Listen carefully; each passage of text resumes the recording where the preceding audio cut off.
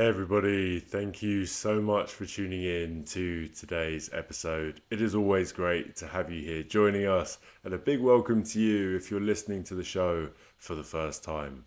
For this one, I was joined by Daniel Lawson for our first ever live podcast.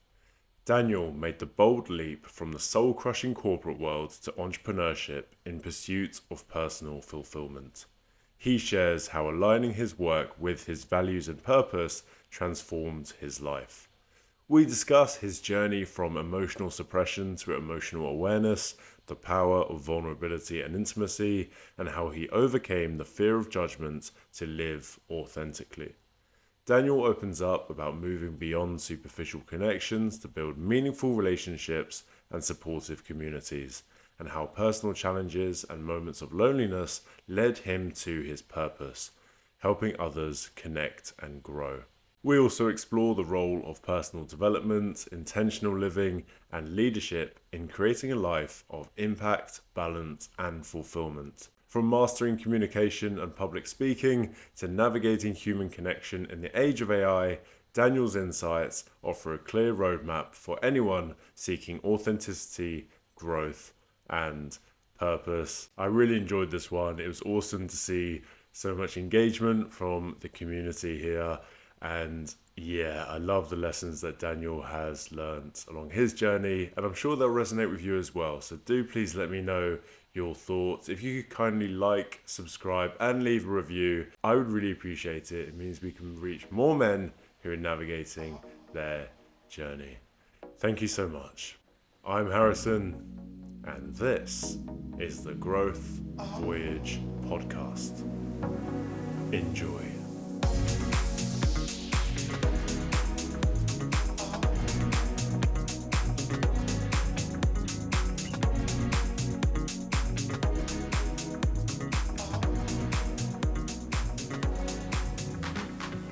Daniel, welcome to the show.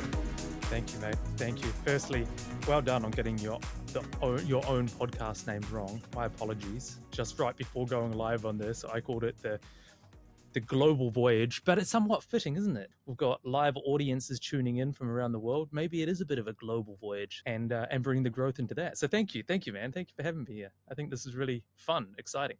Yeah, man, it certainly is global now. I know you're there in Bali. I'm here in the UK, two different worlds, and we've got people joining us from all over the world, which is awesome. Now, the place where I always like to start with these types of conversations is what life events have brought you up to this point in time today? Yeah, man. Well, thank you for giving me the opportunity. It's been maybe a recollection of thoughts that I've been diving into recently more myself. One of the major things that I wanted to get into while building this whole podcast studio is thinking about some of these stories and some of these avenues and some of these challenge and pain points that has really shaped who it is that I've become. People always ask me, how'd you get into what it is that you're doing? And I'm like, well, there's not one simple answer. Yet I think one of the big turning points for myself is entrepreneurship. I've always looked at personal development as two really fundamental ways to get into like hardcore personal development. And the first one is, I think, relationships. Relationships, if you want a healthy functional relationship in life, wow, there's so much work that we need to do in ourselves in order to have those relationships that it is that we crave. When I discovered personal development, very much failing in the relationship way of life with myself and with others. Yet I did discover entrepreneurship, and that was after walking into my corporate career job. What was it, back in 2019, I believe it was, after a summer break, living in Sydney, walked into the tech company I was working with, and just realized that I had this soul-crushing feeling of it just really stealing my soul, because corporate is a hard world, especially in tech business development management. It's it's a pretty like cutthroat industry, and maybe I wasn't cut out for it, or maybe I just really wanted something more. But I walked out of there and I was like, all right, entrepreneurship, baby, here we go. And I had a bit of money from doing some consulting and having a reasonable job. So I know I thought I was a bit of it's a big swinging dick entrepreneur, if you like. And I realized that I really wasn't. And it showed me that I had a lot of work I need to do. So that's kind of where it all began for me. That was what, 2019. So it's been a few years on the journey now. Mm, yeah, and it's always interesting listening back to these types of beginnings, right? Because it's always the first thing, not for all guys, but for a lot of guys, it's all right, cool, let's make money, let's gain status in this world, and I think there can be a lot of meaning in that, but like you said, I think you can lose your soul in the process. So I'm really keen to hear about what that looked like to you, because for a lot of the time we can be very comfortable, right? It's and we can almost find meaning in the process, right? Okay, you know what? I'm building up skills and I'm preparing myself for what lies ahead. Were you that conscious of what was going on, and yeah, how did that process look like for you? Well, I've been a non-conformist, I think I'd say, for the majority of my life. Through my 20s, I spent probably 10 years traveling. Like, when you talk about digital nomad, I was, well, nomad before digital even came about. So leaving high school at, what was that, 2005, and through to like 2016, I spent a lot of time traveling. And it's a great life traveling overseas. Every time I went somewhere, I'd save up as much money as I could. So then I'd go overseas, spend it all, invariably run out of money. And it was almost, when I looked back on it, after the third overseas trip, being from New Zealand, anywhere we went it's a far away place. And so we had to make the most of it. It was always like 12-month trips or 18-month trips, trying to make the most of it for as long as possible. But when I ran out of money and I'd come home, it was like, the post travel blues. And I don't know whether you've traveled and you've felt that, and you come back and it was like this roller coaster. I compare it to, not that I've ever had a cocaine addiction, but I imagine what it's like, the high, or any drug addiction. The highs are high and the lows just fucking suck. And so after the third time, I was coming up into my late 20s by this stage, going, I don't know. I don't know. Is it time to graduate from this like child kind of dream of just traveling the world? And back in 2010, actually, I was in Guatemala. I saw the very first digital nomad in my world. It was someone that could make money online. It was like the internet was just coming out. It was still like the GoPro Hero 1 or 2, and they're making vlogs online. I was like, holy shit, imagine that. And I made a vow to myself. I was like, I'm not going to travel again until I figure out how to make money online, so then I can leave and not have to come back. This was very early on, and I didn't know how to do it. And so I went back to Australia. I didn't go back to New Zealand. And then life started, life expectations, city life, hanging out with people. It's all very expensive, living in a city. And I was like, maybe it's time just to grow up, fit into society, fit into the box, do what I'm supposed to do. And so I was like, all right, well, I'll go and get a job. I got into recruitment, and kind of a sales role. And I felt all very prestigious with my suit and my tie, and I got like selfies in the mirror wearing my watch, and I was like, "Fuck yeah, I'm the man," feeling good. I ended up buying an Audi convertible S5, cruising around Sydney. We lived in a high-rise apartment, changed to this tech job, and like it was all real cool. It was amazing. I was flying over to New Zealand back and forth, business conferences, Amex credit card, and like essentially, I had created the dream and how it is that I was supposed to live, at least what I feel like the expectations of me was supposed to live. But I wasn't happy, and it got worse. I would wake up in the mornings and like what I put the pillow over my head and go, oh fuck, I got to do this again. And in sales, as the KPIs kept on increasing, it kept on just sucking my soul, pulling me away. And the more that I had, the more empty I became. I always talk about it as like, one of the hitting my one of the greatest goals of my life, for me to hit rock bottom. And it's a strange thing to be on top of the world and have that to open up this whole situation and go, this is not it. And if this is not it, what is? And it's like this paradigm shift. It's this mind blowing realization that my world crumbled and shattered. But then it was like, well, here I am. What's next? I got to do something. Yeah, there's so many different directions to go into. Because the first part, you're listening to that, and I imagine people might be listening and thinking, well, hey, I wouldn't mind. All right, I'll go there. I'll have that job. I don't mind grafting. I'll have the money. I can live in this great city.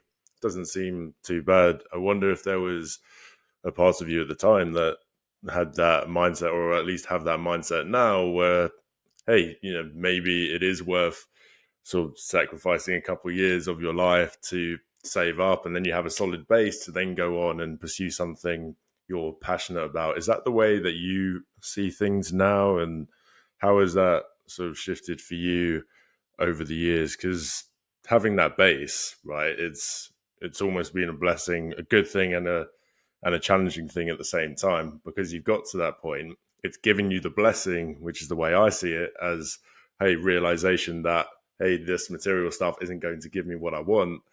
So that's a great thing. But then you've also got these material possessions that then give you the foundation to go and pursue something meaningful. So do you see it that way, or do you see that as an important part of the process, is sort of losing your soul and then going on a journey to finding it again? I think it reminds me of a quote by Jim Carrey when he says, I can't remember the quote exactly, I'll butcher it, but he says something about, I wish for everyone to make all the money that they ever wish they had, get all the riches to realize that's not what life is about, or that's not what's going to make you happy. And I feel like I had that opportunity to live it. Certainly back then, I didn't think, my mindset wasn't hustle for a few years to sacrifice some time now to get what it is that I want in the future. Or find my passion in the future, because I couldn't even comprehend that. All I thought was, if I hustle now, make enough money now, have enough money to do the things that I want to do. But what I started realizing is it took so much of my life and the hustle of, especially when it came to business development, management, and sales, that it took every piece of me to then earn that money, that I didn't really have the time, the effort, the energy, even the connection with what I wanted to be doing, if I did have the time to then be able to spend that money, and that was in a meaningful way. So then what it looked like is just going, oh, well, I'll just go out drinking with my friends, just take some more drugs, like just numb out from that kind of that pain of that reality. And so when I had the time, it was just numbing out from life. Like that's where it is that it was. I couldn't even imagine anything else. Maybe someone else's dream I could, but yeah, it was tough, man.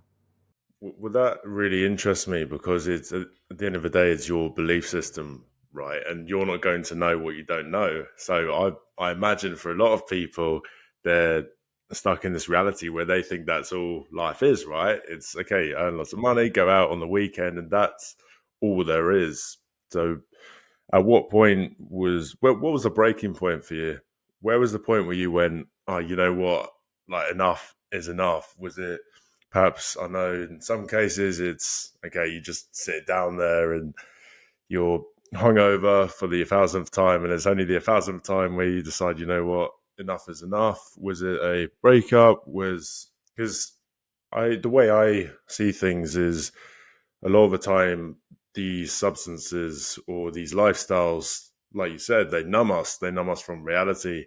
So I wonder, in your case, okay, how did you get that wake up call? Because it'll keep you just comfortable enough not to make meaningful change in your life. What was that moment for you? Yeah, it was a compounded moment. I gotta give a lot of credit to my brother. He's 5 years younger than me, but he's never subscribed to the mediocre way of living, or whatever way he calls it, stuck in this rat race. He's always been aside from that. But since he's 5 years younger, like there is some, I don't know, ego part of me, or a part of me that thinks I should know better because I've got 5 years on him, right? I've got more experience, and he hadn't made anything, but he always had something. He's always had some hustle going, more of an entrepreneurial mindset to get out of the system, to get out of the box and build a life that he wanted to. And so he was always doing that, from different sales ventures, he got into forex trading, which he's very successful in, by the way, now. But back in those days, he was just doing sales consulting, um, traveling interstate, doing it for himself. He was making like between 20 and 40 grand a month. So that should have been another wake up call to go, holy shit, like I couldn't comprehend twenty to $40,000 every month. I couldn't comprehend that because it was like so far out of my realm of thinking that that could even be possible. I was like, that's just him. Even though this is my brother, that's the proximity that we had. But I couldn't imagine that. There I was making my, 7 to 10,000, so a little bit more sometimes with commissions, but like 40,000, 4 times that. It's insane amount of money, right? And so it was a combination of the last day of the year, 2018. I landed this $50,000 contract with the New Zealand government, and there was so much pressure to get it done that when I finally got it done, and it was questionable whether it was going to come through, I needed to come through basically for me to keep my job because otherwise I wouldn't have hit target. I got it, and the weight of the world lifted off my shoulders. And there was celebrations. It was amazing. It was awesome. But in that moment, there's a quiet voice in my head that said, "But Daniel, you got to come back and do all this again next year. Like everything that it's cost you plus more." And future Dan can figure that out. And so then after that, my brother and I, we went up. So we're in Sydney. We went up the Queensland coast, and on the summer break, summer in New Zealand. In Australia over Christmas time. It was New Year's. We partied, and it was great. I didn't know it, but he was quietly like seeding all these little ideas of like, your job sucks. You don't want to be doing that. Like this is the life. He was paying for heaps. We're going out kiteboarding, we're going out just having this great time. And so on the way back, after I don't know, I think it's a 2 or 3 week trip, we drove back down. On the way back, I was like, I could feel this dread building inside me going, oh, I got to go back to that thing that I hate. Like I was emotionally numb, but it was still strong enough for me to go, like this is just a dread to go back to. And so it was a combination of all of these things that when I walked into the office the first day back, it was just like even the smell of the office like smelt like some version of PTSD. And I say that respectfully for the people that do have that, but like that's the best way that I know how to describe it. And I was just like, after what I just experienced, and I saw those insights that my brother had given me, and this experience that we created, and reflecting on the year before, I was like, all right, can't do it. And so I just resigned on the spot. I walked out and I was like, all right, I'm not going back. I gave it my best shot, and now I got to go back to live in the way that it is that I always did. And it brought back memories of my 20s of traveling. And I was like, all right, that's the promise I made to myself. How is it that I can fulfill this now going into my 30s? Yeah, so many powerful perspectives coming out of that. I really resonate with that feeling of it's just a heaviness.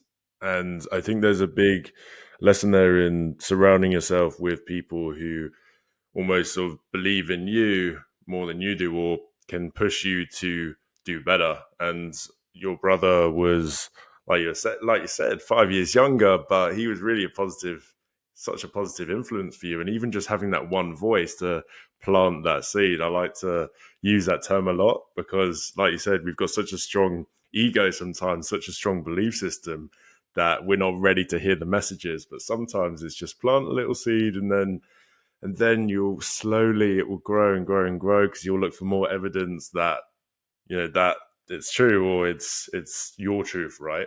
So yeah, really cool to hear that he played such a big role in that. Was there any hesitation at all? Because the standard narrative is, oh, but what about your future family, your future house, your mortgage? You're in such a great position. You're earning all this money, and there's security, and money makes the world go round. Was there any hesitations at all, or did it pretty much just feel like the the chains were cut off here? I think uh, I think the pain was great enough that I didn't hesitate too much. Though socially, that was the only one. Because keep in mind, like I was in my 30s, hadn't been in a relationship for like 7 years. I wasn't thinking about, like, I couldn't even have a girlfriend, let alone like even the thought of having a family. Um, Expectations from family and having to have made it and everything, I was pretty free from that. But socially, I felt like there was some judgment. I was like, and I just did it without, and this is a little bit of a theme of who it is that I am. I do things without asking, like for advice or insights or whatever. But there was a fear of judgment, especially when I did it. And then people were like, what the fuck? You just got like the best job, you got all the best perks. You know, tech companies amazing to work with, and now you're just going to throw it all away, or all away for what? And so there was that judgment, but also coming back to what I mentioned before, being a bit of a non-conformist at heart, I do all sorts of just people kind of just roll their eyes and go, all right, Dan, like, whatever. You're going to do what you're going to do. I've never really listened to people anyway. So, like, once I make a decision on something, I'm all in. I'm like, fuck it. Let's go. Burn the boats, baby. Yeah, and that's an interesting point with the fear of judgment, right? Because it's very easy to say, "Oh, but who cares what other people think?" And it's it kind of ties in with this idea of external validation. And my opinion has shifted quite a lot because I used to think, "Oh, well, screw everyone else, and it's all about you and your and internally, and only you can change your life, and only you can validate your own sense of self worth, and all these cool things."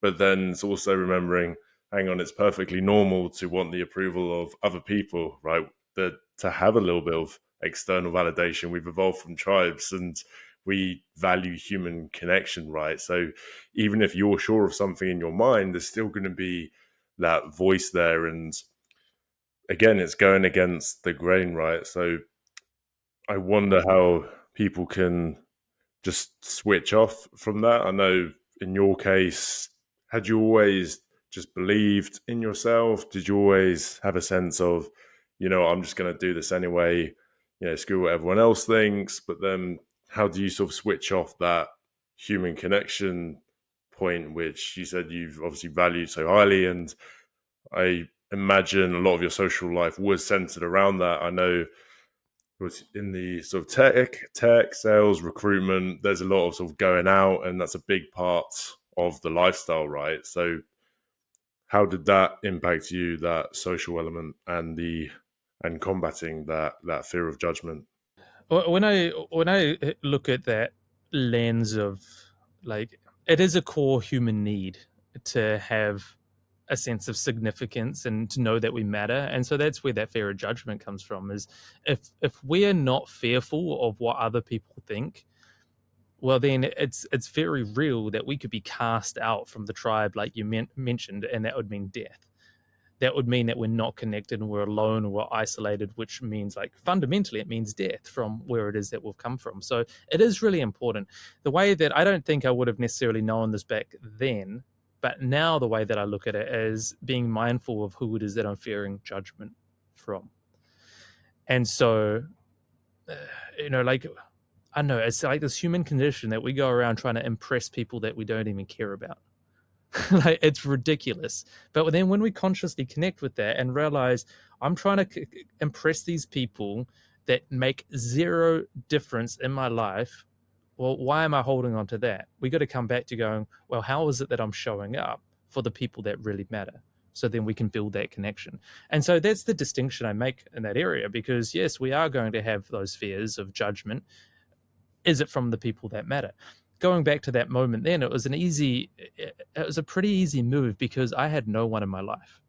And sure, we had the social connections and work and going out and the drinking, but I feel so damn alone because these weren't my people. This wasn't my life. And I think that was one of the hardest times in my life, that it was just all like, it was all just pretend. I wanted so badly to be liked and to fit in. I like what Brené Brown says, that the opposite of belonging is fitting in, because fitting in is like pretzeling yourself and trying to show a version of yourself that you're not in, but you're never going to find belonging that way. And that was me to a T. So I guess, like, worrying about that fear and the judgment, going back to, well, from who? Like, I didn't care about any of these people, so it didn't really matter anyway. It's a real shame. I feel as though a lot of the time, because we have got this deep desire to be liked, we will shrink our own desires and shrink ourselves to fit in, and then we sort of cater ourselves and minimize ourselves for the sake of other people. So I wonder how you again had that realization, because it's very easy to say, oh well, you're not aligned with these people, and they're that lifestyle is not for you.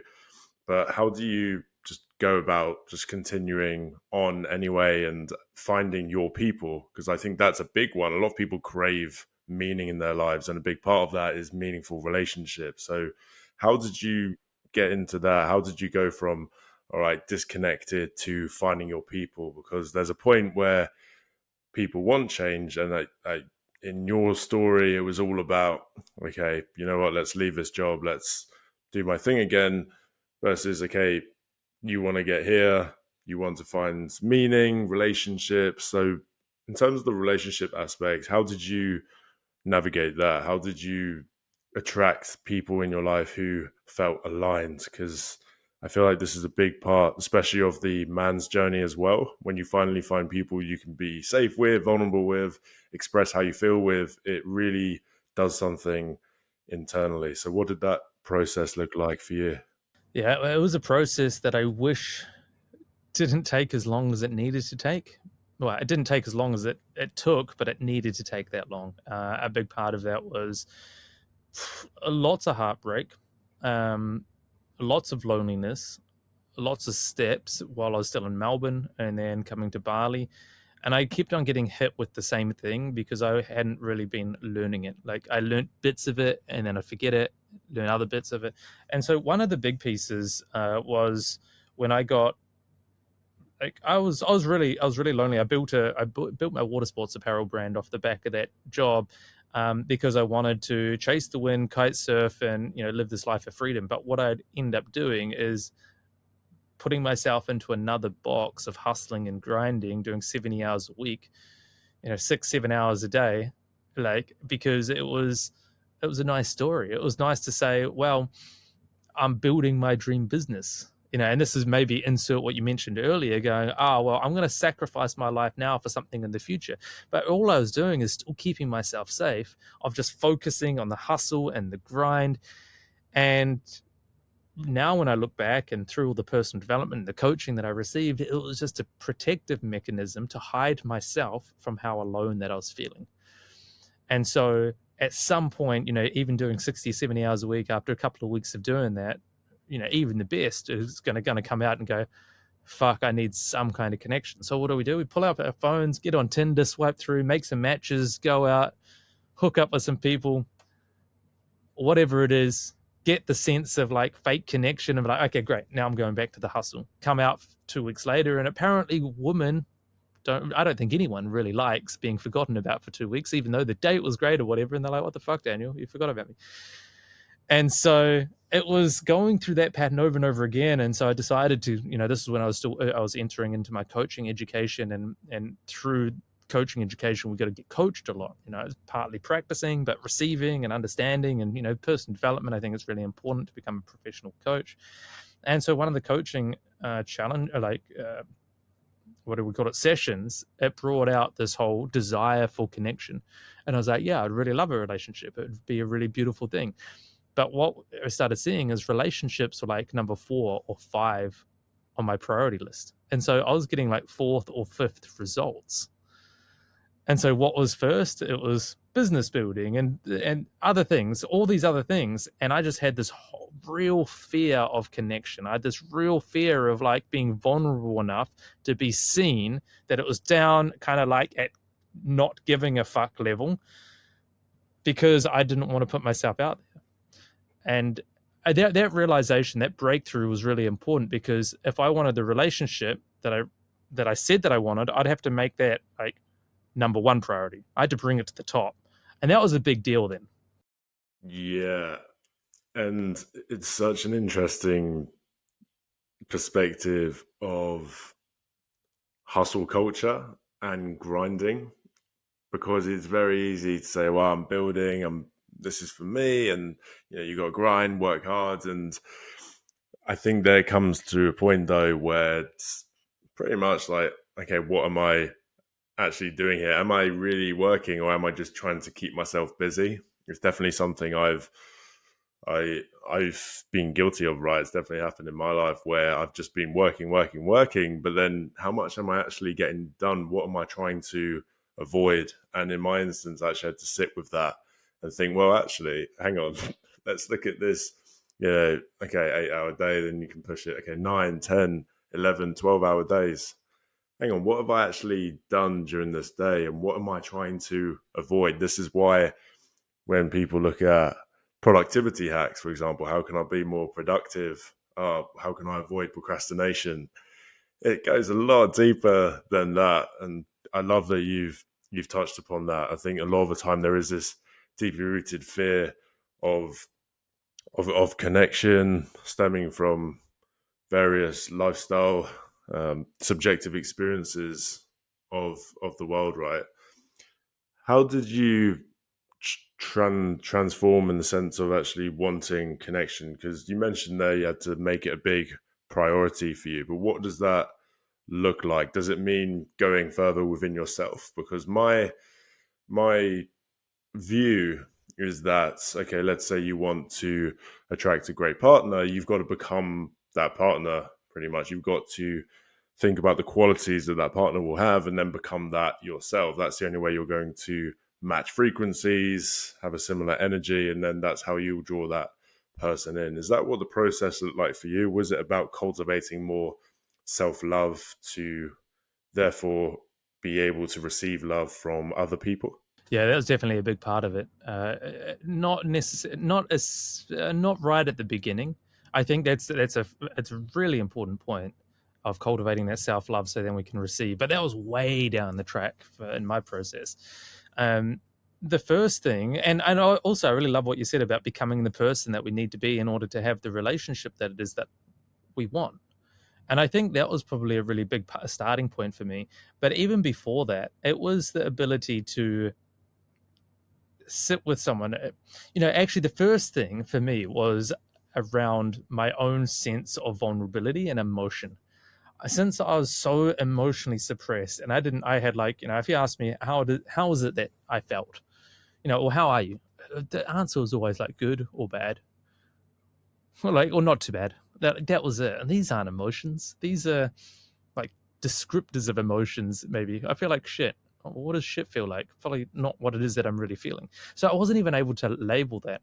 One of the big breakthroughs for me, and this is actually what got me on my personal development journey, was I was in a personal development webinar or session, and I was there because I knew that if I wanted to be successful in business, I needed to become the person that was successful in business, become the person I needed to be for my business to get that success.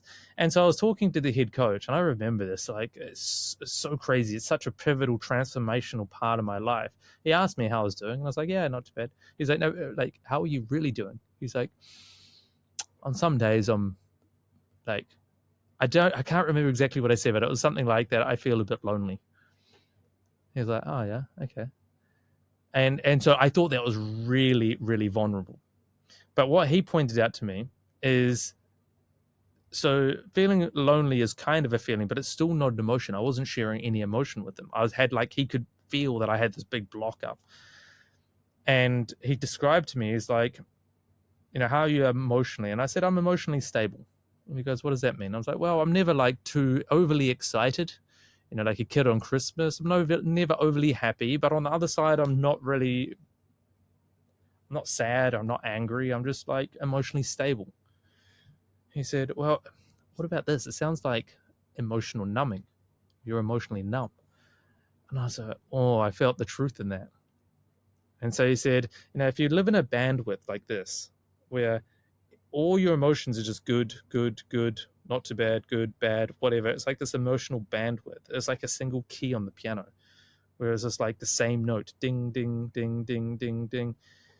And I was like, wow, that is how my life feels. It's just that everything is beige. Everything is just, ugh. No wonder I couldn't describe my world. I couldn't experience my world. I couldn't feel my world. He said, what if you started reclaiming some of these other emotions? Like keys on the piano, like rather than just the one key, you could have Mozart. Like your life was like the high notes and the low notes, and you could navigate between them as your song of life. And I was like, wow, okay. And that's when I realized that I wasn't there to become the person I needed to be for my business. I was there to become the person I needed to be in my life, to then be able to navigate these emotions so that I could connect with others. And so that's the breakthrough, the initial breakthrough for me, and the understanding the importance of feeling my emotions so I could feel and be there with others, but then I could feel my emotions to experience the life that I wanted to experience as well. And it took a lot of vulnerability. That was the first piece. Yeah, and I can imagine there was so much resistance, right? To even just claiming that and just knowing all these different parts of yourself. I wonder in your case when these this process happens, how do you go about that? Because I know in my case, I didn't realize how shut off I was from the world. Because I think I went through life and I built up so many barriers because like different subjective experiences of the world and how you perceive things, especially like at school, for example. I know I was sort of picked on a lot and I built up so many walls.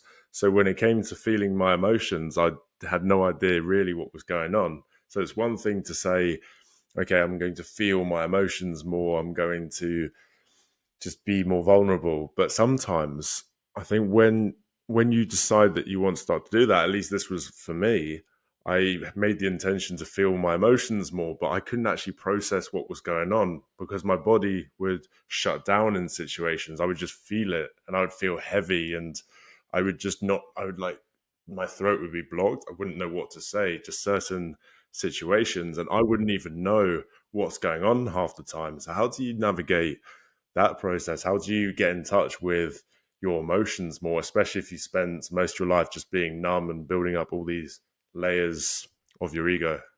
Yeah, it's a really great question, and it's a really great point that you make. That is like, okay, I want to feel my emotions, but I've been shut down for so long. How do I get to that step? And I see it as step number three. Like you can't just jump some steps and expect it to work. And so one of the models that I really like, I call it I wrote a whole guide, a whole module around this. It's one of the key modules in my flagship program, Reconnect. It's called the Feel to Heal Guide, or the Guide to Emotional Intimacy. And the big thing that we have a shortage of in this world is we're not taught the literacy or the language of emotions. And what I mean by that is like in my case, and anyone that can't feel, if you ask them how they are, they don't even know the words for emotions. Maybe at best they're like, sadness or anger. So we've got 7 primary emotions. That's the first thing. And then I think there's like 150, 140, 150 like secondary emotions, or like feelings. Let's call them feelings. It's like a combination of them. If you imagine, like, you got the primary colors, you mix them together, then we created other colors, right? So you imagine the wheel of emotions, much like a color wheel.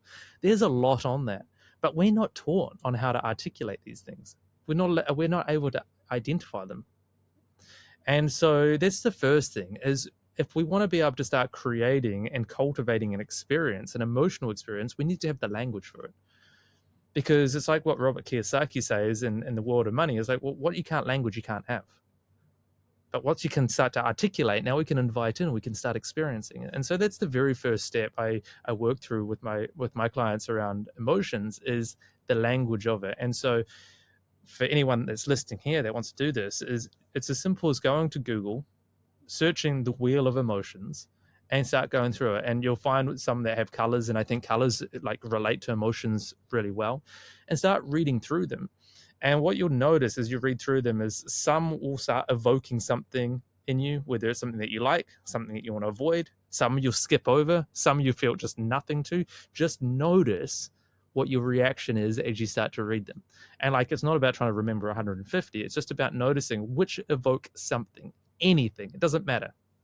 And write those down, like 3 or 4 or 5 or whatever, and write them down and start bringing attention to them, because we have experienced the full spectrum of emotions in our lives. We just haven't been recognizing them or been suppressing it. And so once we start to bring a language to it, now we can start going, oh, look, that's that emotion that I recognized on the wheel. Oh, is that it in my body? And you can start bringing curiosity to it.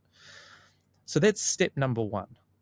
The second really important step is then being able to invite the emotions in. So once we've got language around it, we can invite it in. So the first one is to name it, and the second one is to own it. And it's like what you mentioned is, the reason we can't feel is because during our childhood or our upbringing, we're being conditioned that that emotion or that way of being wasn't acceptable. We weren't allowed to experience that. It got shamed, or we got deprived of love within that.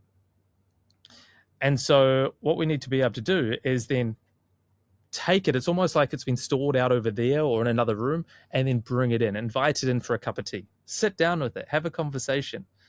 And once we can bring it in and it becomes part of us, that's when, so those two things, name it, own it, that's when potentially we can start to feel it.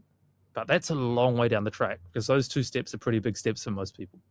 Yeah, and I guess that's where things like internal family systems come in, where you can get to know these different parts of yourself. And I love this idea of having a conversation with it, a bit like journaling, but just getting to know these parts of yourself. At what point do you think we can look too deeply or attach meaning to the emotions? Like, this is something that's been on my mind. Sometimes we might just be feeling an emotion for no real reason. It might just be a foundational thing, right? Maybe we've had 6 hours sleep instead of our usual 7.5. Maybe we've eaten out and it's been really shitty fast food or whatever. Maybe, yeah, we haven't got enough sun, not enough exercise, anything like that. So at what point can we over analyze our emotions? And do you think a big part of the process is just feeling without having that conversation, perhaps? Or do you think it varies depending on the situation? Something I've noticed is the people that feel the less tend to be most self-critical or most judgmental of themselves and of others. And so where judgment of others comes from is essentially, and you probably would have heard this before, is just a reflection of how it is that they judge themselves. So somebody that's got really high standards of themselves, they expect everyone else to be that way, but it's not high standards, it's high judgment, it's high self-criticism. Like highly critical of themselves because it's a reflection of their internal emotional world. And so it is a challenging thing to start going, there's no good or bad emotions. All emotions are equal, they're all important, and we need to be able to sit and process all of them. Of course, if you've got some labels around it that says that emotion is bad because when I was 4 years old, I demonstrated that emotion, I got sent to my room, or I got shamed by a kid at school, or my parents made me feel a certain way, which their behavior, whether they did or they didn't, maybe that was a real internal experience a child could have. We've all got them, whatever it is, and we gave it that label, we gave it that judgment, we gave it that meaning all the way back then. That's going to keep surfacing and it's going to keep coming up. And so it's not about just saying, oh, we shouldn't judge it, don't give it that. What we really need to be doing is just giving ourselves space to recalibrate the nervous system. And the way that we do that is those emotions that we either feel judgment towards, or that upset us, or we didn't like it, or we want to avoid, we want to suppress, that we feel uncomfortable with. It's about giving ourselves the space to sit with it and realize that we're okay. It's totally normal to feel and experience what it is that we're coming up. We can do that through co-regulation with someone else, or if we can, we do it through self-regulation, being able to self-soothe and calm. And this is where, breath work is really great, or meditation, therapy, and coaching. All these different, there's so many different ways to do it. But essentially what we're doing is recalibrating the nervous system to then attach a different meaning. That, of course, I feel that way. It's normal. Emotions in my internal navigation system to let me know that something wasn't quite right. And so I can respond to that. But we can't respond to that until we come to a baseline um, of like our internal systems, our neurology, but our what's the word Yeah, that I just feeling. mentioned? The nervous system is feeling safe to do so. Yeah, and I wonder if for a lot of relationships, the problem arises because we have all these unconscious feelings coming up, right? And we're not aware of where they've come from, perhaps, and we would project onto other people, and we don't feel safe within our own body, right? I guess that's why regulating our own nervous system is so important, because once we can regulate that, then we can feel safe. And then suddenly, when you're having a disagreement or argument with your partner, it doesn't actually matter too much what they say, in the sense of how you would react, right? Because you feel safe in your own body, so they can say whatever they like, and maybe they're going through a challenging period, and because you feel calm and your nervous system is regulated, you won't then project and be defensive and shout. And yeah, I definitely see how that could be such an important part of any relationship is, right, do both of you feel safe in your own body, and are you both prepared to be on that be on that growth journey together? I think for me, it's such a big value of mine, because if you're both committed to growth and improving yourself, then there's never going to be any blame in arguments. Maybe something will come out initially, but then you can both reflect and think about what's transpired and look at things that way. And I think it's also important to note, I think this process of becoming safe in your own body, I don't think it's something that happens straight away. I think it is like practice and putting the reps in, right? I wonder what your opinion is then of, because I hear a lot of the time, oh, it's healthy to get your anger out, perhaps. And for me, perhaps if I'm feeling a certain way, sitting with it sometimes can work. But then, hey, if you're in a social scenario, perhaps, and I don't know, there's 50 people there, you're out in public, and something has really impacted your nervous system.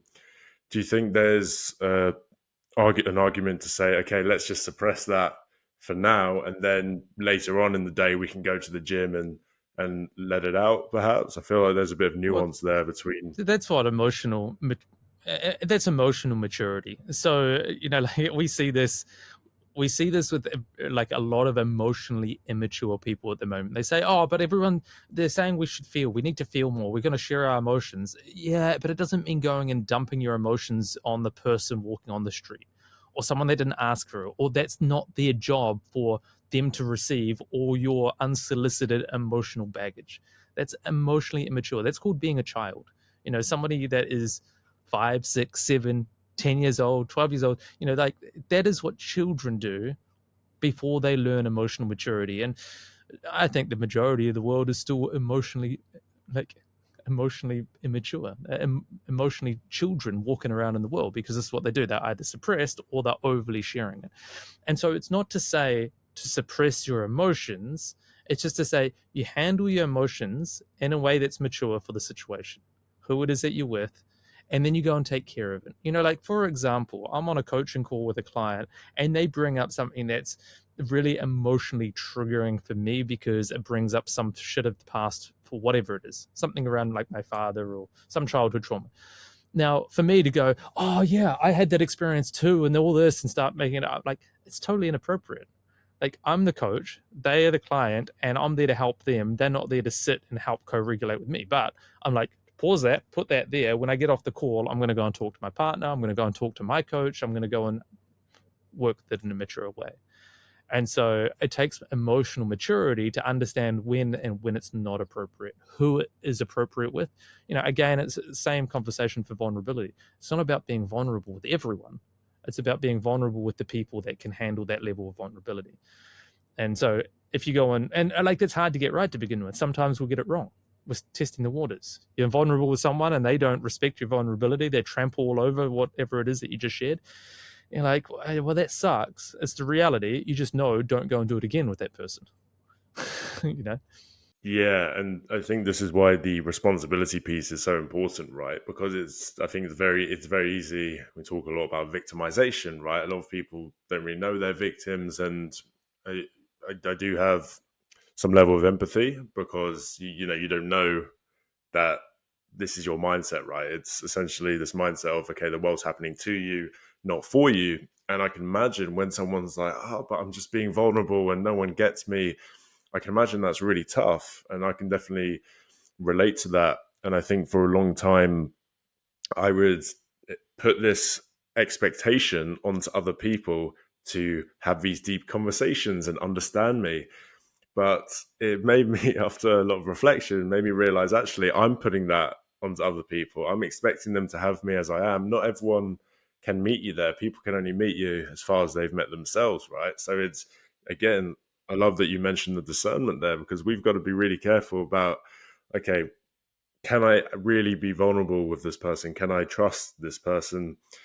And are they safe? I think that's the main thing, and that's, I think, what the best thing in my current relationship, which was so different from previous ones, because I was attracting this, yeah, sort of uneven dynamic in my nervous system was getting excited and up and down. And now it's just peace is my priority, right? And that's, I think a lot of the time we don't prioritize peace.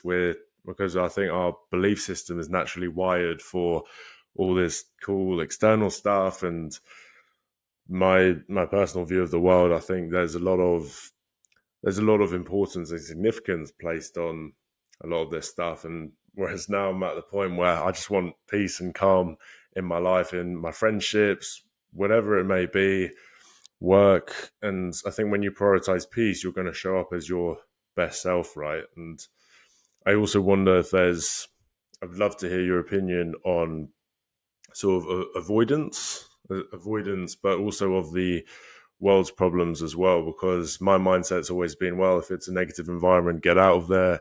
You should only be in positive environments because you're going to absorb all this stuff in the world. And yeah, just avoid anything negative. But I think the reality is we live in a world where you can't avoid everyone, right? So do you think a lot of the time we can avoid negative situations because we don't necessarily feel safe in our own body, because we're living in this world now where we're not going to avoid everyone? And I think especially in the healing process, you might avoid certain types of people and situations, right? Especially if we've attached meaning to them. So what would you say about that? Do you think there's a case for saying, okay, it's perfectly fine to avoid certain types of scenarios? Or can we, should we sort of test, okay, are you really, I don't know, for lack of a better term, healed? Are we really feeling safe in our own body until we've actually been in that situation, or are we just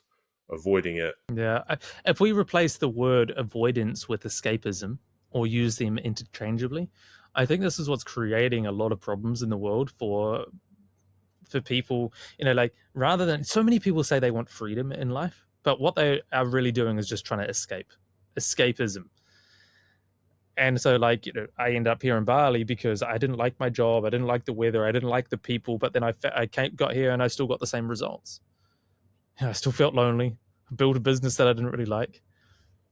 Or for example, like somebody that's overweight, they go and say, oh, they're trying to escape the self-imposed belief that they're overweight. Maybe they are overweight, but rather than being intentional with what it is, they're trying to escape, whether it's the diet or whatever it is. So if we replace escapism or avoidance with being intentional, and it's a nuance, and maybe it's just semantics, but I believe it's an approach. It's an approach that then leads into personal leadership. And then we can be once we're intentional, then I think it's a much better foundation to look from. And it's not about going, I'm not going to step into that situation because they trigger me, or that situation triggers me, or whatever. It's more going, who is it that I'm becoming? How do I be intentional with becoming that? Oh, actually, I need to step into that situation because that allows me to process that trauma, that trigger, that emotion, and be at peace with it. Once you're at peace with it, doesn't mean that you have to go and do all the things that you don't like doing. you know, like, there's a lot of people I just don't want to hang out with in life because I don't like people that talk about themselves all the time and ask no questions. That's a really boring conversation for me. And so, am I avoiding that person? No, I'm just being intentional with who it is that I'm hanging out with. Like, I don't watch the news. I'm not avoiding the news. I just don't really watch the news because I'm like, most of it's kind of just, it makes me feel sad, the shit that's happening in the world, and I feel kind of powerless to do it. And I don't know how I can help. I'm better off utilizing my skills, my intention, my focus, that's going to uplift me and make the difference that I can make in the world in the way that I know how. Not avoidance, it's just being intentional. And so that's my slight shift on how to do that. Yeah, I love the way you mentioned becoming your best self. And it's when people have asked me, oh, what would you do in this situation? Like, well, this social situation, should I have done this, should I have done this? It's like, don't ask me, brother, ask ask the best version of yourself. And that's, I think, a great way to think about these decisions. A lot of the time I think we can find the answer within ourselves. I really relate to the news example, because for a long time, especially when I was young, I thought, why care about politics? Why care about what's going on in the world when a lot of these external I was going to say entities, organizations, people, they can't control your life. Only you can. They don't really care about you. And I think there was something empowering about that, right? That they're just, yeah, it's an energy suck. But then it's funny, as I've sort of grown myself and then I've kind of seen what's really happening in the world, yeah, you can get dragged into it. And I can definitely see how it's an energy suck now. And all these conspiracy theories, and they all make so much sense. And there's a part of me thinking, oh, but should I know about this stuff? Should other people know about this stuff? But I kind of came to a similar conclusion in the sense that, well, if I can spread my light and help other people see the light within themselves, then they will be able to, like you did, right? Just wake up and see the beauty of the world and see that there's more to it, more meaning, more purpose, and then that could have a ripple effect for the people that they impact in their lives. So that's the way I like to look at things. We'll head into the closing tradition soon, but you touched upon a word there, purpose. I feel like a lot of men, they want purpose in their lives. I know for me, it was something I just really had this burning desire to do something. I really wanted a mission, something to follow. How did that process come about for you? Was it a simple case of knowing what you valued, what made you gave you joy? I know you've mentioned the traveling a couple times and you talked a bit about your story, but do you think a lot of the process in finding your purpose is doing the inner work on yourself, knowing these different parts of yourself, being in touch with your emotions? Yeah, I love the presupposition that I found my purpose. I appreciate that. It's definitely a journey. Like I'm experiencing more purpose now than I ever have done. Can I say that I've categorically found it? I don't know whether there's an end point to that. There's always more to discover. One of the things that I've noticed, and this is astoundingly true for my own journey, but through hosting Give It All, which is a speaking and networking event that we do here in Bali, also hosted it in Bulgaria and in Medellin. So we've hosted hundreds and hundreds of people on our stage now, and they come and share all sorts of amazing, incredible insights and pieces of wisdom and value to share to our audience in just 5 minutes. And what I see over and over again is those, and this is through my coaching as well, actually, the people that come through without a sense of purpose, that leave with a sense of purpose, it always comes back to going, okay, the experience or the service or the outcome, the promise, whatever it is that they deliver on, that gives them a sense of meaning, a sense of purpose, that's really intentional in what it is that they're cultivating. It's almost like a redemption back from a time in their life that they were either deprived of it, they're neglected of, they feel like they didn't have, or they didn't have permission to give themselves yet. And so some examples I see is like a speaking coach that does a really fantastic job teaching others how to speak from stage. But you listen to her story, and it's all about how she was deprived of voice. She felt like she was never heard growing up. She went through the inner work, the healing, the journey, the personal coaching, the discovery, and going, oh, wow, and this is so empowering. And it's her own like flourishing, the phoenix rising, or the blooming of the flower, whatever analogy you want to give it, to then go, I can give someone else that gift as well. And when she gives that gift to that person, she sees that, and then they go, wow, thank you so much. You've changed my life. And that gives us that significance that we know that we matter. And it's such a heartwarming example. And so that's the same for me. Like I look back through all my story, and this was through crafting my own like hero's origin story, realizing how abandoned and neglected I was. Never abandoned, by the way, but like how abandoned I felt, how neglected I felt through my father leaving home when I was at a young age, and then intermediate, my best friend like dumping me for the cool kids and not having any friends, and then going into corporate and having to hang out with what we talked about earlier, in this party culture vibe that wasn't me, and still felt like a loner outcast. Getting to Bali, building my dream lifestyle, and never getting invited to any of the parties because, well, why would anyone? I was kind of a dickhead, like that didn't care about anyone else except myself. So who wants to hang out with that? And then finally realizing, holy shit, I'm alone, and I've got this whole journey I need to go on. And then coming back to myself and this healing journey, now I realize I love building communities. I love Give It All, where people come together that connect and collaborate. I love doing this coaching that allows people to connect in with themselves. Now we get to see each other for the first time. Like having these open, vulnerable talks, like going to the brotherhood and seeing people really connect in with their truth. And all of these things light me up. And if I can be a part of that, it's just an incredible feeling that I get. It gives me some purpose to go. And here's the really big one, is that if I can help a male that is a father figure of some way, shape, or form, whether it's a son or whether he's a father of a brotherhood in his own right, or whatever it is, that if I can help him be a better father for his son, and then that son gets an experience that I didn't have growing up, it completes the loop for me. And that's my inner journey. And so, like, that's incredible purpose, to have that ripple effect on the world.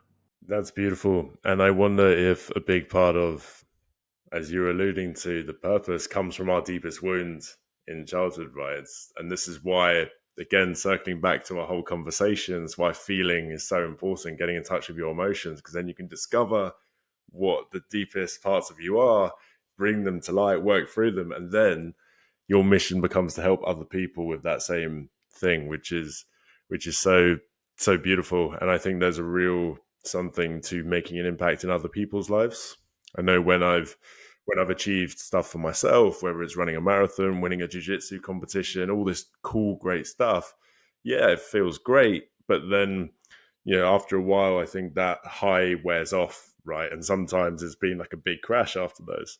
Whereas the times where I've made a difference in someone's life, or someone has actually told that to me and they've made a difference, that is just so much that no one can take that away from you. That's not a temporary high. That's a very beautiful thing. And there's something about serving other people, having a mission that is greater than yourself, I think takes a lot of the pressure off. I think we can get very absorbed in our own mind sometimes, and a lot of the time it's this is happening and this is happening and the world's so overwhelming. And then I think that serving other people just takes you out of that, takes you out of that chaos, and then you can just focus on the important stuff, get out your head and focus on something greater than yourself. That's why I think action is so important, because then you're not stuck in your own head, you're working towards something. And so I'm a big advocate for just trying something, trying anything, and yeah, just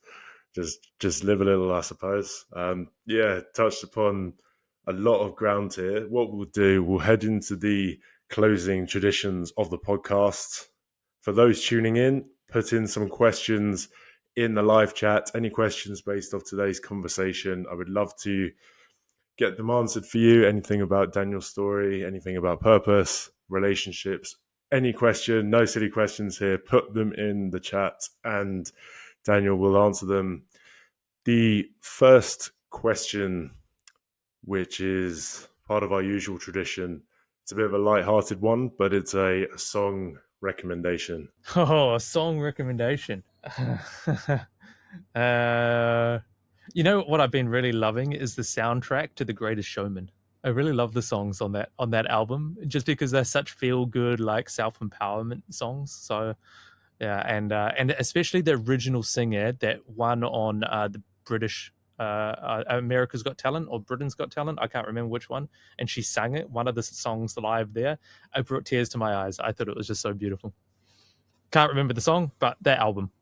You got it. Yeah, I'm pretty sure when I had Jodie Don'cher on the podcast, she recommended a similar song from that album as well. Yeah, Jodie, she's great, isn't she? Yeah, I mean, I know she's obviously great speaking, and I think offered a lot of a similar style of conversation, right, on sort of vulnerability, men, discernment. We've come from the same coaching background. We studied at the same coaching school. That's why. Is that right? So it's funny, when she was on the podcast with Louisa, my partner, she was like, I felt like you should have been sitting in the chair because where I was sitting, because she was just speaking your language. And I was like, well, it's probably a good thing that we're together, so you understood her language, because these are the conversations that we have. And she was like, yeah, I knew what she was talking about, which I probably wouldn't have done a few years ago. Yeah, that's a great point. I really think there's something about communication and learning to speak. I think it's such a huge part, and again, it's not really taught in schools as well. I think it's really something I certainly want to get into more. Where would you recommend people? Obviously, yeah, for those who don't know, obviously Daniel hosts Give It All, a wicked speaking event. I've been meaning to come for a while, but I've seen a lot of clips. Where can people go to improve their public speaking communication skills? Where do people start? Um, where to improve is a different question than where to start. I think having a speaking coach is really important, or some formal education, because there's a lot more to it than what meets the eye. Like the output is quite different than what the input is. And I'd recommend Jodie. I think she's great. So she has been one of the biggest supporters of Give It All since we launched here in Bali. She's come from the same coaching school and comes from the same educational background for coaching as I do. I know what she's learned and how powerful it is. And the reason why I recommend her is she's not teaching public speaking. She's doing personal development with the front end of how to deliver all of that from stage. And so there's a lot of people that I've recommended or that have come through Give It All that have gone and joined her coaching, and they come back and speak on our stage, and I just see the transformation. It's really incredible. But like, she's not the only one. It's just finding someone that goes deeper than just public speaking training. And then how do you do it? It's about being just messy, just being really messy on stage. I know it's scary, I know it's hard, I know you fuck it all up, but it's just practice. People say, oh, you're really great. Like, I get a lot of compliments for my public speaking. I don't think that I'm really that good, but what I am quite good at is I'll go on stage and not really give a shit anymore. I'll just be me. I can be vulnerable from stage, and that's what people connect with. So, like, give me a keynote, I'll absolutely bomb.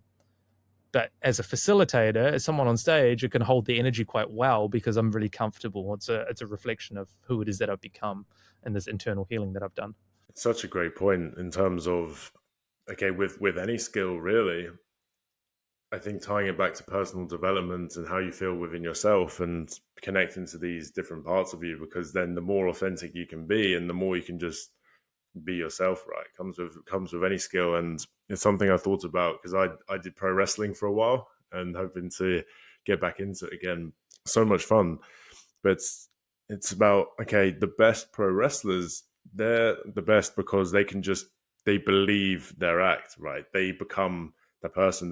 They feel so comfortable and it feels authentic. And as you were alluding to, I think people connect to authenticity, right? I think people can tell whether something is off or not, or something's not quite right. Whereas if you feel comfortable just being yourself, I think you'll be rewarded for that in the long term in whatever endeavor you pursue.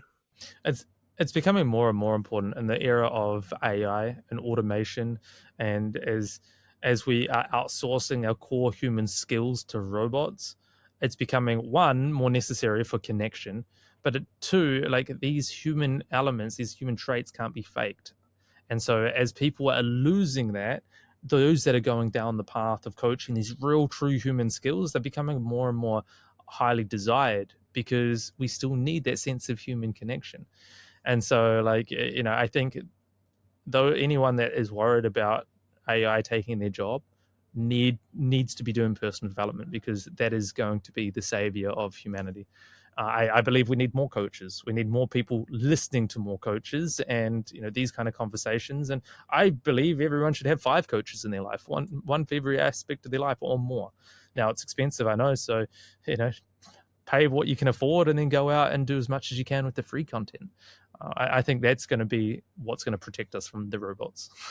Yeah, absolutely. I'm feeling fairly optimistic as well, mainly because it's, I think, better to be optimistic than pessimistic and sort of seek Yeah. out better opportunities. But I would like to think that people will desire that human connection, especially if you look far into the future. There's going to be so many robots hanging about, then you're just going to want that authentic connection. So, I really see that. And I also wonder in terms of AI, like you were saying, I think a lot of people started using ChatGPT as their therapist, right? And I think on the one hand, okay, it's cool that people are learning a bit more about themselves, but at the same time, the real danger which I'm seeing is that, hang on, what is this robot programmed to do? Is it just programmed to agree with you, comfort you, validate you? I saw a meme the other day, which was something along the lines of, somewhere out there, the most stupid person in the world is being told by ChatGPT that they're excellent. And yeah, it's so that's I can see the dangers there, and I feel like the good thing with a coach is that you can really invite those questions, and you can pick up on their use of language perhaps, and these little nuances as well, and just the way their body language, all this other cool stuff. So yeah, I think rather than, because it's very easy to fall into the scaremongering of AI taking the world, but hey, it's taking over whether you like it or not. Is there an opportunity here to make the most of it, and which end are you going to be on? And like you were saying, I think the more inner work you do, the more you can just be aware of everything that's going on, and you can stand out from the crowd. A lot of it is discernment. So when we're talking about using ChatGPT as a therapist, it can give you insights. One of the things I like to do is I write on my journal on my iPad, and then I download all the pages after like 2 or 3 months, and I give it to ChatGPT and then ask it to break it down on how am I improving, what is it that I'm focusing on, maybe gaps, like all that data and gaps that I'm not seeing, to go and work on it. But the really important thing that we need to have is discernment in the feedback that it's giving, and to understand that ChatGPT can't help us more than what we've already helped ourselves, because a lot of it is just that validation. It's just agreeing. It's pointing out these things, and it's the way we make sense of it. We make sense of the world with the feedback that it's giving is what is going to change. And you could argue that it's the same with a coach as well, but again, a coach can give you a level of discernment that's going to help you on what it is that you say that you want. I think it's making us a bit stupid, and somebody called it AI brain or Chat GPT brain or whatever. And then I experienced this just last weekend. I went on a on a motorbike trip, and I was riding up the hill, and the light came on the dash. It was like the little spanner light, and I was like, "Oh, fuck, what's going on with the motorbike?" And I pulled over and I was like, "Oh shit!" So I thought, I know, I'll just take a photo of the Chat GPT and say, gave it the model of the motorbike and said, "What does this mean?" It goes, you're low on oil." And I was like, okay, I'm low on oil. Now, I'm really mechanically savvy, by the way. So I'll just add this note in. But I didn't think about my own mechanical insights, discernment, level of thinking. I was just like, I'm low on oil. Cool. I went into a truck stop and I was like, okay, I need some more oil. And asked them for some oil. And they gave me this oil. And I was like, it said scooter on it. But it was it was like 5W30 or whatever it is. It was the right viscosity of oil. I was like, okay, I put it in, and the light didn't go away. And I was like, oh shit. And then I was like, wait a minute. It's not even an oil light. This motorbike's got an oil light. It's a spanner light. Why am I thinking that it takes? And so I said, ChatGPT, I'm like, it's a spanner light. It's not an oil light. It's like, oh yeah, okay. Well, so it doesn't need oil. And I was like, fuck. Now I've just overfilled the motorbike with oil. And I showed it the oil, and I was like, oh, and that's oil for a scooter, not for a motorbike. And I'm like, oh fuck. So then I messaged the service center where it comes from, and they're like, oh yeah, that's just the service light. You just press that button and you turn it off. It comes on every 1500 Ks as a reminder. I was like, oh my God, you idiot. Of course. Like, I know all of this. But because I got lazy and I chose to listen to a robot that's got no idea what it's talking about, it's just some like weird Google search. I messed it all up. So then I had to drain all the oil out of the motorbike, buy the new oil that's for the motorbike, all this whole drama, which it was just a button I could have turned off. If I just thought about it, I would have known that. Yeah, it's so funny listening to that, because I think we have a tendency to, yeah, almost rely on it for our decision making as well, and disempower ourselves. And a lot of the time in real life, we're looking for the approval of other people, and we're asking them for approval rather than sort of, yeah, almost like permission, right? Because we are too scared of making those decisions. And I think just that's the danger I see with ChatGPT, is sometimes we just want that validation. Okay, yeah, this is good. You're doing great. And whereas one of the biggest lessons in my journey was surrounding myself with people who aren't yes men, right? And it was only until I started working really closely with a chap called Will, who we had on the podcast, and he was so blunt to me and just told me straight up how everything was. He just would send me a message being like, "Oh, by the way, I know the quality on one of your videos could be improved if you do this." And I think, wow, that was a big realization. I need more of those people in my life to just tell me how the fuck it is, no sugarcoating. Whereas I think subconsciously we seek people to give us that we want to be surrounded by yes men subconsciously a lot of the time. So it's been a big lesson for me is surround myself with people who push me to do better. And yeah, I think that was a big realization for me. I don't know if you found anything similar. I think the validation is really important in the sense of we need validation in the areas that we don't maybe necessarily want the validation in. And so what I mean by that is, if you're getting great results and you already know of the area that you're comfortable in and you just want people to blow smoke up your ass and say how good you are to stroke your own ego, it's just not helpful. Yet validation is really important. Like, and I know that this, go to the brotherhood and you're sitting there in a circle of 4 or 5 guys and somebody shares something deeply vulnerable that's like really moving and you can see that's a big deal for them. Just a simple piece of like, thank you, brother. It's really meaningful. I really appreciate your vulnerability. Like, and that kind of validation is so important. We need that because we need to validate the behaviors that we want to see more of.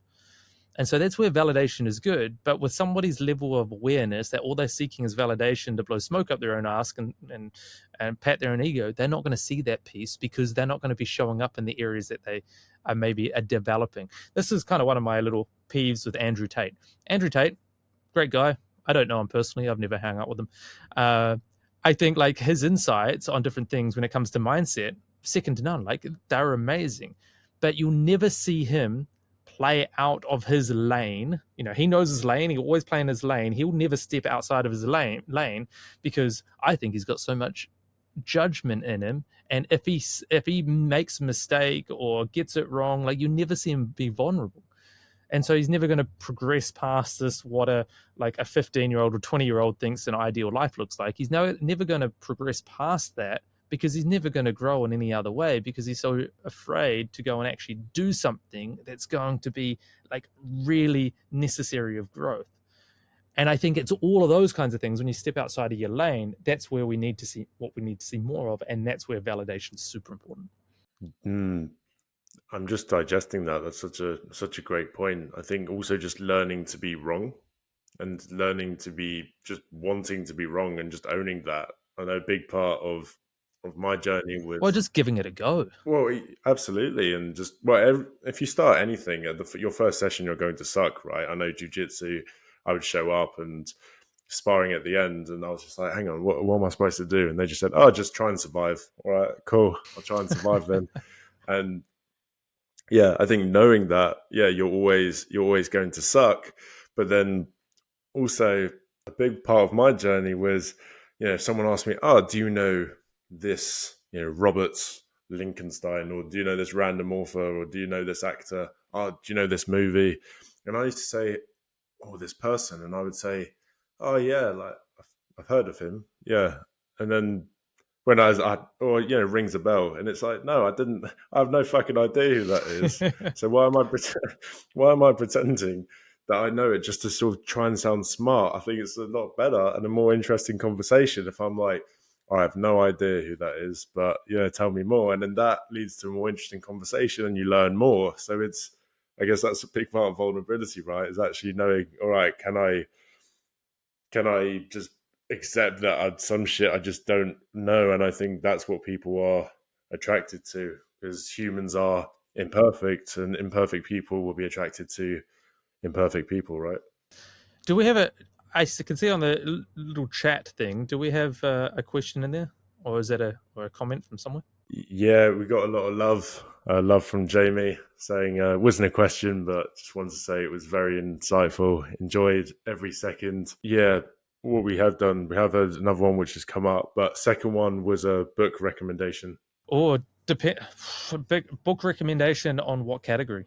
I really like one that is a really great personal development book. It's called Ultimate You by Sharon Pearson. Sharon Pearson is where I got my education from, by the way. She's the founder of the Coaching Institute in Melbourne. There's 2 editions. The one that you get on Amazon, it's white gold cover. But then if you can get it or reach out to me, and maybe I might be able to get it through the grapevine somewhere, is the Quest edition. It's a big fat edition, and it's got so many great coaching models and lots of takeaways and learnings and pieces for self-awareness, from the self-esteem triad to magical thinking, taking responsibility, and just like really great in-depth personal development knowledge that I haven't really seen in other books. And so I highly recommend that one. Ultimate You by Sharon Pearson. Yeah, straight onto my list, brother. Looking forward to that one. We have got a question from James, and it is: how do you know when a relationship is not right for you? There are many red flags, green flags, and all the other stuff. I don't know what to believe anymore. Oh, it's a big question that's probably difficult to answer without a bit more context. One of my biggest metrics that I'd always look at is, and I think you touched on this earlier before, is going, can you grow together? And so if your relationship can't grow together, it will never work. And so the way that you know that you're growing together are your values aligned. So this goes back to like the first time I felt love, I think I was about 31 years old. It was quite embarrassing actually, thinking, oh, and then being heartbroken. It's as a result of that. We went through the first year of our relationship, and it took a lot of maturity. Well, and then we're going into the second year of our relationship, and we're having a conversation, and she just wanted more of the level one of the relationship, year one, rather than getting into year two. And we started looking at going, oh, what are our values? And she wanted to live this Bali life of surfing and just hanging out and living a simple life. But I wanted to like go into having a more serious, committed relationship. And, I've got business decisions and I wanted to move and different family things. And I realized that our relationships or our values in relationships were very different. And so we had to cut it off. And we did that maturely. I think it was really difficult, but there was just no way that we could grow together in the same direction because we fundamentally wanted to live different lives, live different ways. And it's quite a hard thing to do. I think so. That is the first thing. The other big thing, and this is probably a little bit longer for the context of what we have here, is looking at how is it that I want to feel in a relationship. So rather than looking at like metrics of whatever the tick box green flags are and the red flags are, is going, how is it that I want to feel? And then what are examples of feeling that way? And how can I create situations or take responsibility feeling that way? No one's going to make you feel any way. You got to only make yourself feel whatever way you want. And this is why the work around emotional intimacy is really important. But then we can start looking at going, okay, well, that's the criteria of how I want to live. These are the kind of situations that allow me to live that way and experience that way. Is this other person that I'm with, can they support that? And there'll be some people that don't have the capacity, and there'll be others that maybe can learn to have that capacity where you can work together. And then there'll be others that are like, fuck yeah, meets all the boxes. Okay, there's some issues here. Let's learn how to work through those issues together. But like, I've got everything that it is that I want in terms of, I think I got 12 or 15 criteria of how I want to experience my life in a relationship. My partner and I, we do it. It's amazing. It doesn't say that we don't, it's not that we don't have challenges or problems. We have that. We work through it together, but like, our experience of life together exactly how I want it, and it keeps getting better with every month. So they're the two big things. Without the further context, I trust that's helpful. Yeah, and I wonder if a lot of the time we just avoid these difficult conversations, right? Even just as simple as knowing what your values are, what you stand for, how you feel within your body. I think, as we are alluding to earlier in the conversation, sometimes it's just easier to just be busy all the time and, oh, okay, I don't have time for this. And I know even a big one for me was with my friendships. I would say, oh, I don't have time for friendships. I'm busy working. But it's like, hang on, what am I? Human connection is obviously important to me. So why am I avoiding meeting up with people? And I think we have a tendency to just be busy. But again, that's why the values piece is so important, not just for other people, but for ourselves as well. Okay, do I value, have a think, what do I think about? How do I spend my time? What do I actually value? And then making sure that's actually in your life. And then you can actually find out, okay, where am I out of alignment here? What could be For improved sure. upon? And okay, am I actually avoiding something or avoiding connection? Which is, yeah, really cool point. Hey, There's a little self plug here that might be helpful for James is on my podcast, or YouTube channel, I should say. It's called Reconnect You with Daniel Lawson. There's two videos there that come to mind.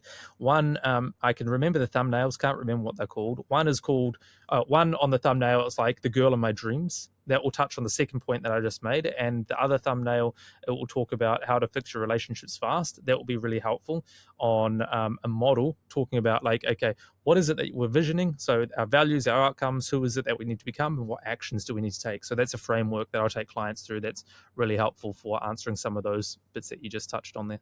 Yeah, we'll definitely put it in the description when this goes on YouTube and all streaming platforms as well. I did want to touch upon Adam's question here quickly before we finish off, and it was, how can you really find your purpose when you are living paycheck to paycheck? I find that I want to travel the world and do all these cool things, but I just don't have the money. Okay. Life doesn't need to be all about money. I don't know where this person lives or the life that they lead. I grew up in a small town, and so I understand that curiosity and that desire, especially with Instagram and seeing other people live these wonderful lives and everything. And I've been there and then created it. I realized that life still wasn't greener on the other side. I think what's really important is start taking the courageous actions that you can today that don't cost money. And so, like with a client last night, I was just talking about, had this example. So he works for a construction company somewhere in the UK, but he's from Ireland. And so he works in this town Monday to Friday, and every weekend he flies back to Ireland to be with his family. But it's just not enough. And he's just feeling totally burnt out from work, totally alone. He would love to, he's like, I think he just got up to 40. He would love to have a partner. He'd love to have kids. He's got all these things, but he's like, the time is ticking. What am I supposed to do? Like, what is my purpose? He's never done anything else other than construction. And so we're having this conversation. He looked around, he was talking about looking around the office and just seeing all the other guys were just the same. Like, no one talks about it, that they're alone, they're alone and they're lonely. They don't have any purpose. They just turn up to work, they go and drink beers after work, and life kind of sucks. And everyone can see it on each other, but no one talks about it. And it occurred to me, I was like, so what you want, so this is going back to the conversation that we are just having before. What is it that you're deprived of? What is it that you really want most is probably going to be the purpose. And so for him, in his case, he felt alone. Okay, he wants to go and meet a woman, but there's no woman in this tiny little construction town. But okay, that's not the only place we can get connection. What about if he created a men's circle to come together and create a sense of connection between the brothers? And you could see like it got really uncomfortable, and then he got a bit of inspiration from him, and he was like, holy shit, I could be in this leadership position, and all these things that are coming up, and we talked through it, and like, again, coming back to the nervous system, he was like, holy shit, this is amazing. And I said, what will happen is you become the leader of that circle of a whole band of brothers. You got 40 guys, 50 guys, whatever it is in your town between the construction companies, and they're not necessarily looking up to you, but they can see you as the leader of the pack. When you go to the bar or you go to an event, you go up to someone and you meet the woman in your dreams, or the sexy woman, or whatever it is, the one that you're attracted to, and you move from this approach of feeling like lonely and desperate to now going up to her because you've got a whole band of brothers that your connection levels are filled, and you're excited and you're creating all this amazing thing, and you're taken care of. How is that energetically going to be on the receiving end for that woman? He's like, holy shit, that would change the game. And so we kind of knocked off quite a few things here. So going back to, was it Adam that you mentioned, is going, you don't necessarily find your purpose through traveling. It's about just going, finding what is it that you need deep within you. And maybe it takes a bit of personal development, but it doesn't have to take money. Just put yourself out in the ways that is like emotionally uncomfortable. It's a bit of vulnerable so you can discover more about yourself. And that's really the answer. Yeah, and I imagine as you do more work on yourself, you're just going to get more and more answers, right? Mm. And yeah, that's a beautiful way to look at things. I just love this idea of, again, coming back to your pain will end up being your purpose, and really thinking about, okay, what's lacking in my life, and how can I, who else is having this issue and this challenge, and how can I create meaning? And yeah, I had a big perspective shift when I came back to the UK, right? Because you're in Bali and you're surrounded by a lot of aligned people, and it's awesome, and lots of inspiring people, and great weather, and great great food, everything like that. And I created this image of the UK in my mind, right? Because again, you mentioned you don't watch the news, but naturally, when you do hear about the UK, it's often not very positive, right? So I'd created the scenario in my head of what returning to the UK would look like, and it's only coming back where I was like, wow, we can literally create our own reality. You can decide whether you are how you perceive the world, right? And I think it's just expanding on your point that you don't need to necessarily travel to the other side of the world. And I used to think, well, you must change your environment if you're surrounded by negative people or your energy feels off. And I do think there's truth to that. But I've seen firsthand how people have completely shifted their mindset while staying in the same place, and you can't run away from your problems. So yeah, I love that you've mentioned that. We've covered a lot of ground in this conversation. Yeah, thank you so much for joining us. It's been awesome, and thank you to the live audience as well for tuning in.